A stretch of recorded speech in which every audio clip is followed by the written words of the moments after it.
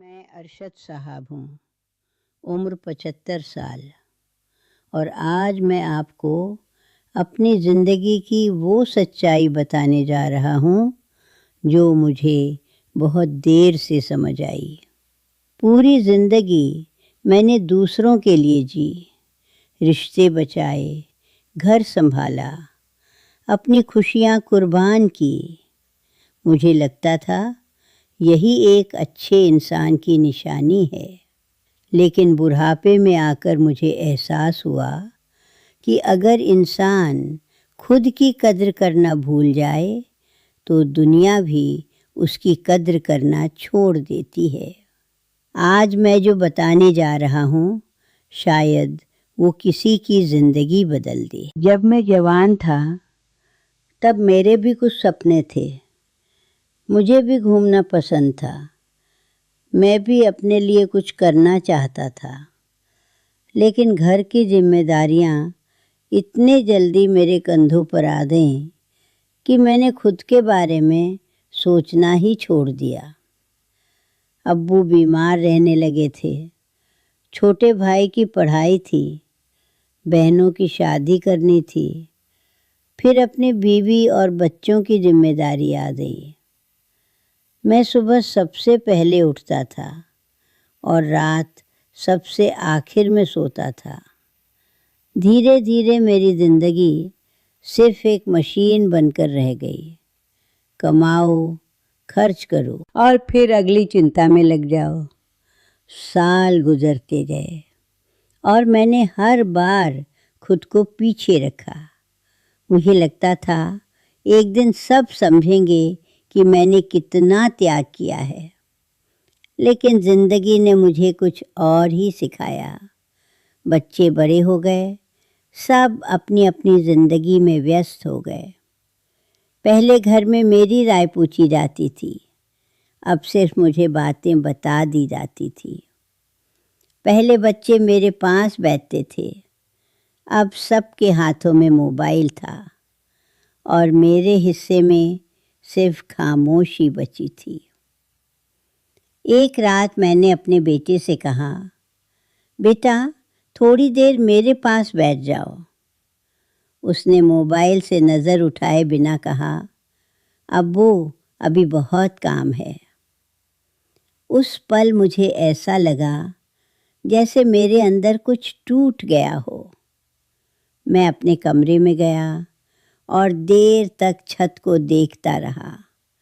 मैं सोचता रहा, क्या पूरी ज़िंदगी मैंने यही दिन देखने के लिए मेहनत की थी? जिस घर को बनाने में मैंने अपनी जवानी लगा दी, उसी घर में आज मैं अकेला क्यों महसूस कर रहा हूँ। उस रात मुझे नींद नहीं आई। मैं बालकनी में बैठा पुरानी बातें याद करता रहा और तभी मुझे अपनी सबसे बड़ी गलती समझ आई। मैंने पूरी ज़िंदगी दूसरों को खुश रखने की कोशिश की, लेकिन तभी खुद को समझने की कोशिश नहीं की। मैं हर बात पर हाँ कहता रहा। मैंने कभी अपने लिए समय नहीं निकाला। मैंने कभी खुद को ज़रूरी नहीं समझा। और सच कहूँ, दुनिया भी धीरे धीरे मुझे गैर ज़रूरी समझने लगी। उस रात मुझे ज़िंदगी की एक बहुत कड़वी सच्चाई समझ आई। अगर आप खुद को आखिरी जगह पर रखेंगे तो एक दिन लोग भी आपको आखिरी जगह पर रखना शुरू कर देंगे। त्याग करना गलत नहीं है, लेकिन खुद को मिटा देना ये बहुत बड़ी गलती है। अगली सुबह मैंने एक फ़ैसला लिया, अब मैं सिर्फ दूसरों के लिए नहीं जीऊँगा। मैंने फिर से अपनी पुरानी किताबें निकाल ली, पुराने दोस्तों को फ़ोन किया, शाम को टहलने जाना शुरू किया। धीरे धीरे मैंने खुद के साथ समय बिताना सीख लिया। शुरुआत में घर वालों को अजीब लगा, क्योंकि उन्हें आदत थी कि मैं हर समय उनके लिए मौजूद रहूं। लेकिन अब मैं बदल चुका था। अब मैं अपनी बात भी कहता था, अपनी पसंद भी बताता था और सबसे ज़रूरी, मैंने खुद की इज्जत करना शुरू कर दिया था। और हैरानी की बात जानते हैं, धीरे धीरे लोगों का व्यवहार भी बदलने लगा, क्योंकि दुनिया उसी इंसान की इज्जत करती है जो खुद की इज्जत करना जानता हो। आज मैं 75 साल का हूँ और अगर ज़िंदगी ने मुझे एक चीज़ सिखाई है तो वो ये है कि दूसरों के लिए जीना अच्छी बात है, लेकिन खुद को खो देना नहीं। अगर आप खुद की कीमत भूल जाएंगे तो दुनिया भी आपकी कीमत भूल जाएगी।